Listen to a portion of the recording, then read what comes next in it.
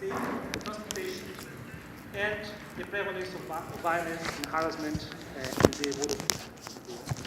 the workplace.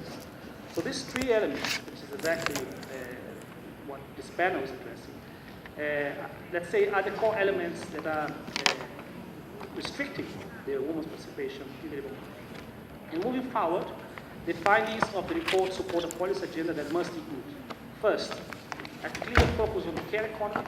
This is very important for your legislative agenda, because the care economy itself is a rich source of jobs for the future. As you know, we're facing very technological changes, automation. At some point will mean destruction of jobs, but the care economy is clearly one of the core areas in which automation will not really affect, and is therefore a very important source of employment, and also is a way to boost women's participation in the labor market. The second one, of course, promotion of policies, and that means legislative policy in terms of equal pay for work of equal value. So it's unacceptable that women today, they earn average 3% less than men. So the ILO's Convention on Equal Remuneration for Work of Equal Value provides direction in this regard. And third, preventing and address violence and harassment against women and men in the world of work. In this area, ILO as well, in its tripartite constituents, have agreed to adopt new international instruments. So the next International Labour Conference is going to take place in Geneva in June, will address precisely this issue, perhaps towards the adoption of a new convention or a new recommendation on the subject.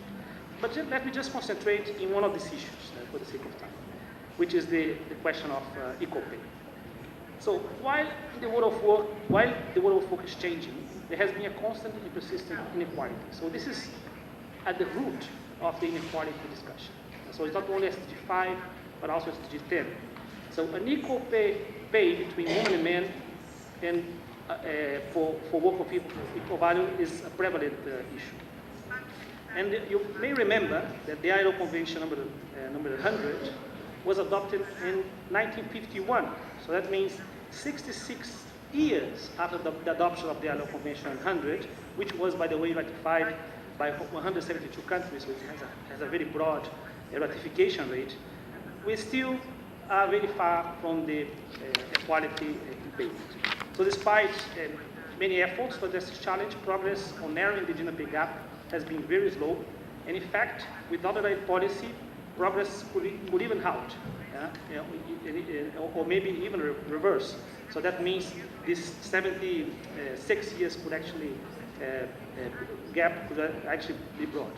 So how can we address that? And what are you talking about? Of course, the gender pay gap has two components, two parts. There is a kind of explained part, which is accounted for observable characteristics such as individual's education, experience, economic activity, location, work intensity, and occupation.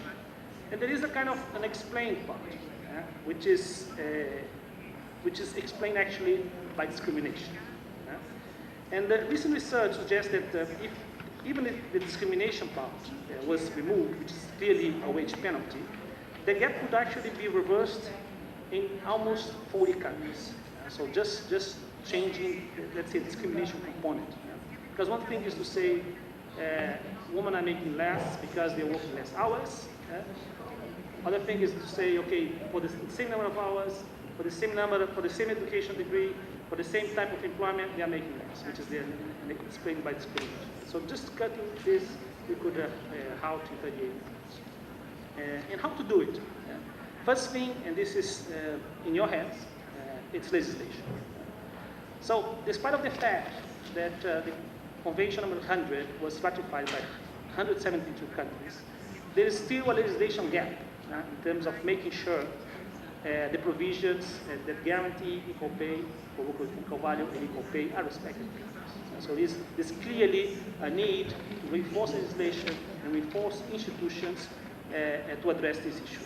So many countries are actually addressing this by legislation, by policies regarding minimum wages, and also by reinforcing collective bargaining and tripartite cooperation. So this is clearly very important, and actually it's in your hands. The second is incentives. And so not only enforce legislation, but also provide incentives for wage transparency. So many countries, for example, they run surveys or they stimulate companies to run surveys to check whether there are disparities of salaries of women and men. So job evaluation is something that's becoming very common, and new approaches are also being adopted. So it's very important to invest in this type of mechanisms, including, for example, in some countries, there are provisions that are very hard with respect to child labor, to forced labor, but when it comes to gender parity, there's no punishment. For example, ideally, if you don't have gender parity, perhaps your access to procurement will be restricted, or to credit will be restricted. And the third and final thing is investment care. So the gender pay gap is driven, of course, by a number of factors, including lack of support for unpaid care work, occupational segregation, and undervaluation of the female-dominated work. So gender equality requires more sharing of care with men and more social support for care work for public policies. Just to conclude, access to decent jobs is what most women want and what most men want for women as well. And now it's time to push the gender equality accelerator. Translate aspirations. Thank you so much. Very, very much. We really appreciate it. Thank you for your very kind intervention and your informative intervention, Mr. Pinheiro. We appreciate that, and I would now like to give the floor to Mrs. Flora. Thank you.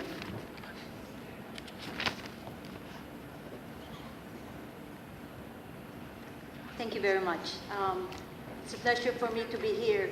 I want to start